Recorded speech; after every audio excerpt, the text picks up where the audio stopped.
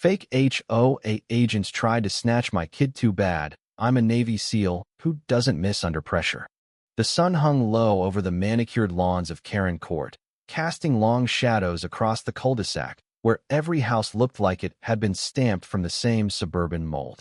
I leaned against the porch railing, sipping black coffee, watching my daughter, Lily, chase her soccer ball across the yard.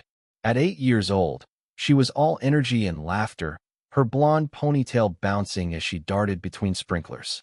This was our sanctuary, our slice of normal after years of deployments and danger. I'd traded battlefields for bake sales, and I thought the worst fights I'd face here were over parking spots or unmowed grass. I was wrong. It started with the HOA. Karen Court's Homeowners Association was the kind of petty dictatorship that thrived on clipboard-wielding busybodies.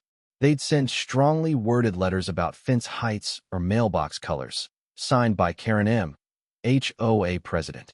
I'd never met her, but her name was on every email, every fine, every passive-aggressive note slipped under my door. I ignored them.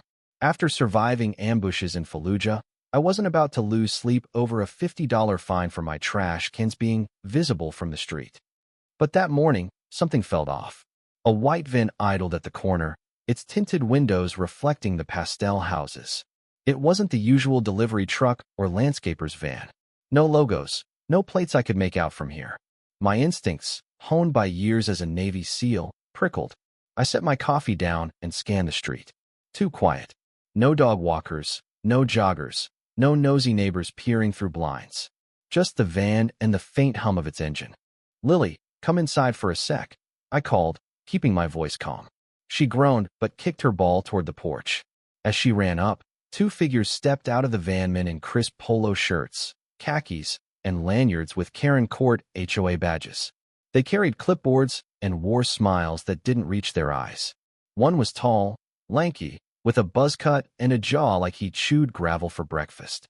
The other was shorter, stocky, with a mustache that screamed used car salesman. They didn't move like bureaucrats. Their steps were too deliberate, too synchronized. "Mr. Callahan?" the tall one called, his voice smooth but edged with something I couldn't place. "We're with the HOA, need to discuss a violation." I stepped in front of Lily, nudging her toward the door. "Go grab a snack, kiddo." She hesitated, sensing my tension, but obeyed. The screen door creaked shut behind her. "What violation?" I asked, crossing my arms. My Glock was upstairs in the safe, but I didn't need it yet. Not yet. The stocky one flipped open his clipboard. "Unapproved modifications to your property line. We've had complaints." His eyes flicked to the house, then back to me, like he was sizing me up. "Complaints from who?" I kept my tone light, but my pulse was steady, ready. "I've been here 6 months. Never touched the property line." The tall one stepped closer, too close. "Karen M. sent us. She's got concerns about safety. Your daughter, Lily, was mentioned." My blood went cold. Nobody outside our small circle knew Lily's name, not the HOA, not the neighbors. I'd made sure of that. "You've got the wrong guy," I said, voice low. "Leave. Now." The stocky one chuckled, a sound like gravel in a blender. "No need to get hostile, Mr. Callahan. We just need to see Lily. Make sure everything's compliant." That was it. The word compliant hit like a tripwire. These weren't HOA drones. They were something else. My hand twitched, itching for a weapon, but I kept it loose. "You're not seeing my daughter. Walk away, or you won't walk at all." The tall one's smile vanished. His hand moved to his hip, where a bulge under his polo suggested a concealed piece. "Amateur. A real pro would have kept it hidden better." "Don't make this hard," he said. "Karen wants to talk. She's waiting." "Karen can kiss my—" I stopped. A third figure emerged from the van, a woman in a sharp blazer, her blonde hair pulled into a tight bun. She carried no clipboard, no badge, just an air of authority that screamed trouble. She didn't introduce herself, but I knew. Karen M. in the flesh. "Mr. Callahan," she said, her voice syrupy but sharp, like a blade dipped in honey. "We're here to help. There's been a misunderstanding about your residency status. We need to verify Lily's safety." "Verify her safety?" I stepped forward, closing the distance. "You're trespassing. You've got 10 seconds to get off my property before I make you." Karen's eyes narrowed, but she didn't flinch. "You're making a mistake. We're not your enemy." "Then who are you?" I snapped. The men shifted, hands hovering near their waists. I calculated angles. Tall guy first. Disarm. Use him as a shield. Stocky guy second. Knee to the gut. Karen, she'd be trickier. Before I could move, the screen door slammed open. Lily stood there, clutching her soccer ball, eyes wide. Dad, what's going on? Get inside, Lily. I barked, but it was too late. The tall guy lunged, faster than I expected, grabbing for her arm. Big mistake. I moved on instinct. My fist connected with his jaw, a clean hook that dropped him like a sack of flour. The stocky guy reached for his gun, but I was already on him, slamming his wrist against the porch railing. The weapon clattered to the ground. I kicked it under the bushes and drove my elbow into his nose. He crumpled, blood streaming. Karen didn't scream or run. She just clapped, slow and deliberate, like she was at a damn theater performance. Impressive, Mr. Callahan. But you're out of your depth. I grabbed Lily, pulling her behind me. Who the hell are you? What do you want with my kid? Karen tilted her head, studying me like I was a puzzle she'd already solved. You think this is about your daughter? Oh, Jack. It's about you. The words hit harder than any punch. Me? I'd left that life behind. Covert ops, black sites, names redacted from files nobody would ever read. I was out. Clean. Or so I thought. Before I could respond, a new voice cut through the tension. Jack, you okay? It was Mrs. Hensley, the nosy old widow from next door, hobbling over with her cane and a phone in her hand. I called the cops when I saw that van. Looked fishy. Karen's composure cracked for a split second. She glanced at the men groaning on the ground, then back at me. This isn't over, she hissed, before turning and striding back to the van. The engine roared, and they were gone before I could memorize the plate. Mrs. Hensley shuffled closer, her eyes bright with gossip-fueled glee. HOA's getting bold, huh?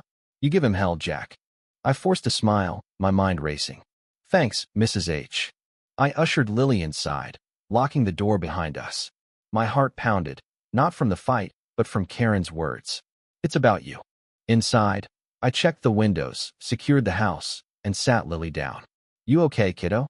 She nodded, but her eyes were too wide, too scared. Who were they, Dad? Just some bad neighbors, I lied. Nobody's gonna hurt you. I promise. But as I tucked her into bed that night, I couldn't shake the feeling that I'd just stepped back into a war I thought I'd left behind. Karen wasn't HOA, she wasn't even a Karen. She was something worse, someone from my past, someone who knew my real name, my real history. And they wanted something. Not Lily. Me. The next morning, I dug into it. I pulled out my old burner phone, the one I hadn't touched since I left the SEALs. A few calls to old contacts, guys who owed me favors, turned up nothing on a Karen M. running an HOA scam. But one name kept surfacing, Karen Mitchell. Not a suburban busybody, but a fixer for hire, tied to black market deals and intelligence leaks. She'd worked with agencies. I'd crossed paths with agencies that didn't take kindly to loose ends like me. I needed answers, but first, I needed to keep Lily safe. I enrolled her in a summer camp an hour away, somewhere nobody would look. Then I started fortifying the house, motion sensors, cameras, a new lock on the safe. If Karen wanted me, she'd have to come through hell to get me. Days passed without incident, but the quiet was worse than the threat. It was the kind of quiet that comes before an ambush. I kept my Glock close, slept with one eye open, and waited. On the 5th day, it happened. I was in the garage, checking the cameras, when the power cut out. The house went dark, silent except for the faint hum of a car engine outside. I grabbed my gun and moved to the window. Another van, same make, different color. 3 figures this time, moving fast toward the house. I didn't wait for introductions. I slipped out the back, circling around to flank them. The first guy never saw me coming, a quick chokehold, and he was out. The second turned just as I drove my knee into his stomach, dropping him. The third was Karen, and she was ready. She spun, a knife flashing in her hand, and slashed at my chest. I dodged, barely, the blade grazing my arm. Blood dripped, but I'd had worse. You're predictable, Jack, she taunted, circling me. Always the hero. What do you want? I growled, keeping my gun trained on her. Your file, she said, her voice cold. The one you stole from the agency. Names, dates, operations. You hand it over, we leave. Lily stays safe. I froze. The file. I'd taken it years ago, insurance against the agency that had burned me. Names of operatives, dirty deals, proof of things nobody wanted exposed. I'd hidden it where nobody would find it, not even Lily knew. But Karen did. "You're not getting it," I said, stepping closer. "And you're not touching my kid." She laughed, a sound that chilled me. "You think you're in control? You're a ghost, Jack. A dead man walking. And we're the ones holding the scythe." Before I could respond, a new sound broke the night, a child's scream. Lily. She wasn't at camp. She was here. I turned, my heart in my throat, and saw her in the doorway, eyes wide with terror. Karen's men had found her. I didn't think. I charged, tackling the nearest guy, my gun pressed to his temple. "Let her go, or he's dead." Karen's smile didn't waver. "You're out of moves, Jack. Give me the file, or she's gone." I looked at Lily, her small frame trembling, and made a choice. The file was my leverage, my last card. But Lily was my life. "Okay," I said, lowering my gun. "You win." But I wasn't done. Not yet. Because I'm a Navy SEAL, and I don't miss under pressure. My gun hit the grass with a soft thud, but my mind was already racing, mapping every angle, every exit. Karen's smile widened, her knife still gleaming under the moonlight. Lily's terrified eyes locked onto mine, her small hands clutching the doorframe. The man holding Hera new face, younger, with a nervous twitch tightened his grip. I memorized his stance, his weak points. I'd surrendered my weapon, but not my fight. "Smart choice, Jack," Karen said, stepping closer. "Where's the file?" I forced my voice to stay steady. "Hidden. You let Lily go, I'll take you to it." She tilted her head, considering. "You think I'm stupid? You'll try something heroic. Tell me now." Or, she nodded at the twitchy guy, who pressed a blade to Lily's throat. My daughter whimpered, and it took every ounce of training to keep my rage in check. "All right," I said, raising my hands. "It's in the garage. Under the workbench, false panel. Let her go first." Karen laughed, sharp and cold. "You don't make demands. Move." I led the way, slow and deliberate, my bare feet silent on the dew-soaked grass. Karen followed, her knife at my back, while Twitchy dragged Lily along. The other two men were still down, groaning in the dirt. Amateurs. But Karen wasn't. She moved like someone who'd been in the game as long as I had, maybe longer.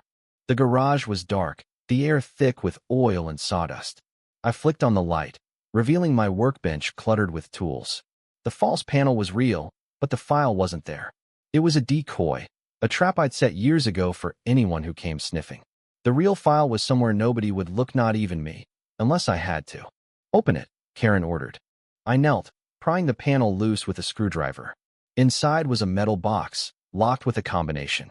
I spun the dial, stalling, my eyes scanning the garage. A wrench on the shelf. A crowbar leaning against the wall.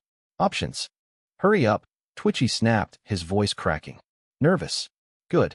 Nervous people make mistakes." The lock clicked open. I lifted the lid, revealing a stack of papers, fake intel, useless to anyone who didn't know better. Karen leaned in, eager, and that's when I moved. I grabbed the wrench, swinging it in a tight arc. It caught Twitchy's wrist, knocking the knife from his hand. Lily screamed, ducking as I tackled him, driving my shoulder into his chest. He hit the concrete hard, out cold. Karen lunged, her blade slashing at my side. I twisted, taking the cut shallow, and grabbed her wrist, wrenching it until the knife dropped. She fought like a wildcat, nails raking my face, but I was heavier, stronger. I pinned her to the workbench, my forearm against her throat. "Where's the real file, Jack?" she gasped, defiant even now. "Gone," I lied. "Burned it years ago." Her eyes narrowed, searching mine. "You're lying. Nobody walks away from that life without insurance." She wasn't wrong. The file was my lifeline, proof of the agency's sins, assassinations, coups, deals with monsters. I'd hidden it in a place even I could barely reach, a safety deposit box under a dead man's name. But I'd die before I gave it up. Before I could answer, a new sound stopped me. Cold sirens. Red and blue lights flashed through the garage window. Mrs. Hensley's call had worked. The cavalry was here. Karen's face twisted with fury. "You think this ends with me? They'll keep coming. You'll never be safe." I tightened my grip. "Who's they?" She smiled, blood trickling from her lip. "You know." The door burst open, and cops swarmed in, guns drawn. "Hands up. Now." I released Karen, stepping back, hands raised. Lily ran to me, sobbing, and I held her tight, whispering, "It's okay, kiddo. I've got you." The cops cuffed Karen and Twitchy, dragging them out. The other two were already in squad cars. I gave a statement, keeping it vague: HOA dispute gone wrong, self-defense. They bought it for now. But as I watched Karen's van disappear down the street, her words echoed. They'll keep coming. That night, I didn't sleep. I sat in Lily's room, watching her chest rise and fall, her soccer ball tucked under her arm. She looked so small, so fragile. I'd failed her tonight, letting them get this close. Never again. The next day, I called in every favor I had left. Old SEAL buddies, off-the-grid hackers, even a shady ex-CIA guy who owed me his life. I needed to know who they were. The trail led back to the agency I'd left behind, a splinter group gone rogue, cleaning house. My file was their holy grail, a ticking bomb that could expose them. And I was the only one who knew where it was. I had two choices, run or fight. Running meant new names, new lives, leaving everything behind. Lily deserved better than that. So I chose to fight. I set a trap. Word went out through back channels that I was ready to deal, willing to hand over the file for a price: freedom for me and Lily. The meet was set for a warehouse outside town, neutral ground. I told Lily I was going on a work trip and left her with my sister, the only family I trusted. The warehouse was a rusting hulk, smelling of grease and neglect. I arrived early, rigging the place with cameras and tripwires. My Glock was holstered, a backup knife strapped to my ankle. I wasn't alone. My old teammate, Diaz, had my back, perched in the rafters with a sniper rifle. We'd been through hell together. If this went south, I trusted him to finish it. They came at midnight. Not Karen, she was in lockup, but her bosses didn't trust her to walk free. 3 men, all ex-military by their movements, and a woman I didn't expect. Agent Claire Voss, my old handler. The one who'd burned me. "Jack," she said, stepping into the light. Her voice was the same, calm and clipped, like we were back in a briefing room. "You've been busy. You sent Karen," I said, keeping my distance. "You tried to take my kid." She shrugged. "Collateral. You know how this works. The file, Jack. Give it up and you walk." I laughed, bitter. "You think I trust you? After you left me for dead in Kabul?" Her eyes softened, just for a moment. "That wasn't my call. I tried to pull you out." "Bullshit." I stepped closer, my hand near my holster. "Who's running this? Who wants the file?" She hesitated, and that's when I knew. Claire wasn't in charge. She was a pawn, same as me. Before she could answer, one of her men moved, drawing a silenced pistol. Diaz's rifle cracked, and the guy dropped, a clean headshot. The others froze. "Tell them to stand down," I said, my gun now in hand. Claire raised a hand, signaling her men to lower their weapons. "You're making a mistake, Jack. They won't stop. Not until you're gone." "Then I'll take them with me," I said. "Tell me who's behind this, or you're next." She sighed, like she was tired of the game. "It's not one person. It's the system. The file exposes too much: senators, generals, corporations. You're a threat just by existing." I'd suspected as much, but hearing it from her made it real. The file wasn't just my insurance. It was a death sentence. For me, for Lily, for anyone I loved. "Then why not kill me?" I asked. "Why the charade with Karen?" Claire's mouth twitched, almost a smile. "Because you're you, Jack. A ghost who doesn't die easy. They thought they could scare you into handing it over. They thought wrong." I lowered my gun, just enough to make her relax. "Last chance, Claire. Walk away. Take your men and disappear." She shook her head. "I can't. You know that." I nodded. I did know. The agency didn't let people walk. Not her, not me. Diaz's rifle cracked again, and her men hit the ground. Claire didn't flinch, didn't run. She just looked at me, like she'd known it was coming. "I'm sorry," she said, and for the first time, I believed her. I didn't shoot. I couldn't. Instead, I let her walk out, knowing she'd be dead by dawn. The agency didn't tolerate failure. I burned the warehouse that night, erasing every trace of the meat. The file stayed hidden. I wasn't ready to use it, not yet. But I knew the truth now.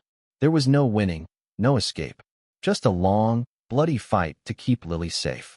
When I got home, Lily was asleep, her face peaceful. I sat by her bed, my hands still shaking from the night. I'd won this round, but at what cost? My past was a shadow I couldn't outrun, and every choice I made dragged Lily deeper into it. I'd saved her from Karen, from Claire, but I couldn't save her from me. The next morning, I made her pancakes like nothing had happened. She laughed and spilled syrup, and for a moment, we were normal. But as I watched her, I knew the truth. I wasn't a hero. I was a man who'd made too many enemies, a man who'd traded one war for another. And Lily would pay the price. I'd keep fighting because that's what I did. But deep down, I knew how this ended. Not with a bang, but with a quiet, bitter loss. The file would stay hidden, and I'd stay hunted. Lily would grow up, maybe hating me for the secrets I kept, maybe loving me despite them. And I'd carry that weight, because it was mine to bear. In the end, I was still a SEAL. I didn't miss under pressure. But some shots you can't take back. What do you think? Was Jack right to keep the file hidden, risking everything to protect Lily? Or should he have handed it over, trusting the system to let them go? Share your thoughts on the choices made and the cost of loyalty.